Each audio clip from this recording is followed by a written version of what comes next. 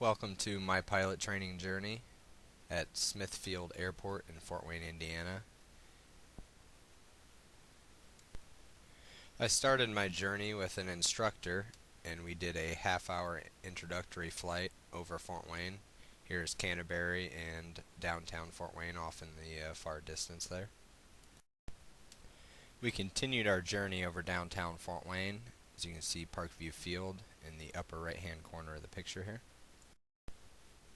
Once you have demonstrated the necessary skills to be able to handle the aircraft on your own, this is a picture right after I soloed the aircraft for the first time. As you can see, the huge smile on my face. This is Myron, one of my instructors, cutting my shirt tail off after I soloed.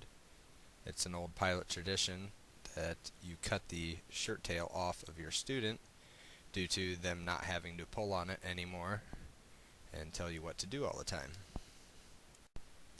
Here's my actual shirt tail that Myron signed with my first solo date. Nice little memento that you can keep. You can hang it up, do whatever you want with it. Here's a picture inside the cockpit of the dashboard with all the different gauges and various items that you need to be familiar with and look at during your flight.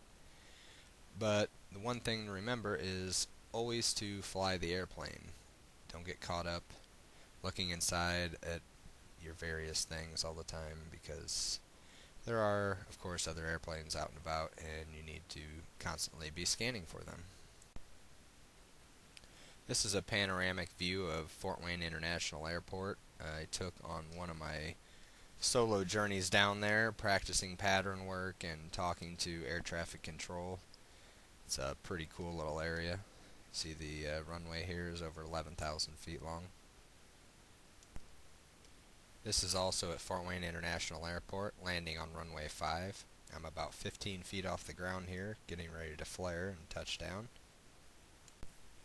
This is a side view of Goshen Municipal Airport, also during one of my solo adventures. Just still building up confidence that I can navigate two different airports and know the traffic patterns for those airports and the frequencies to talk to people on and be able to land successfully and then get back out of there and make it home. These next few pictures here are of the wind farm, as I like to call it, giant wind turbines over by Van Wert, Ohio, right across the Indiana line. My instructor and I were out practicing maneuvers, and I thought it would be kind of cool to go over and take a few pictures of the wind farm here. This is from 2,500 feet above the ground. It was kind of a hazy day. You can't really see too far off in the distance. We had about 6 miles of good visibility. It was about 10:30 in the morning that I took these, and I had to keep the sun behind me because looking at the sun with the haze in the air, it would create kind of a white blanket over everything and you couldn't really even see too much of the ground. Here's the last picture of the wind farm. I tried to do a close-up as much as I could of one of the turbines from as high that we were.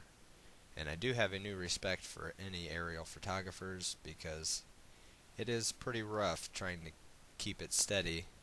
Even with somebody flying the plane, you get a lot of blurry pictures. This was just a fun little impromptu picture I took of Lauren, one of my instructors, on the left and myself on the right there as we were getting ready to leave the wind farm. This is another one of my solo adventures to Plymouth Airport, runway 10. And another close-up of the runway as I'm getting ready to flare and touch down. This is probably one of my favorite pictures that I've taken so far, down at Grissom Reserve Air Force Base. I did a small cross-country down to there to visit my cousin, who is an air traffic controller at the base. I landed, and he took me on a nice little tour of the tower and the radar facilities there, which was pretty interesting because I get to see some of the people that I talk to every once in a while when I'm up in the air. Here is the same cross-country trip coming back from Grissom, landing at Smithfield, runway 5. Here again is a closer view of runway 5. One thing I must say is that I did set up a camera that was suction cupped to the roof of the plane hanging down into the cockpit, so I could take pictures without actually having to hold the camera because you are pretty busy, especially during landing. That's one of the most intense times.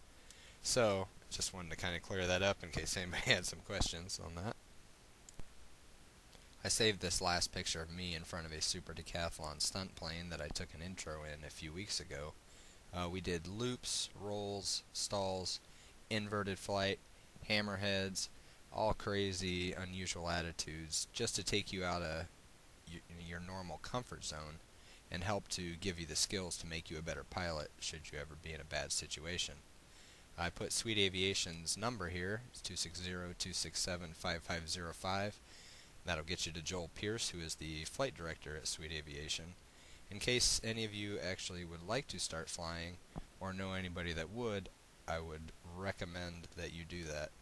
It has been one of the most fun and challenging things that I have ever done, and I loved every minute of it.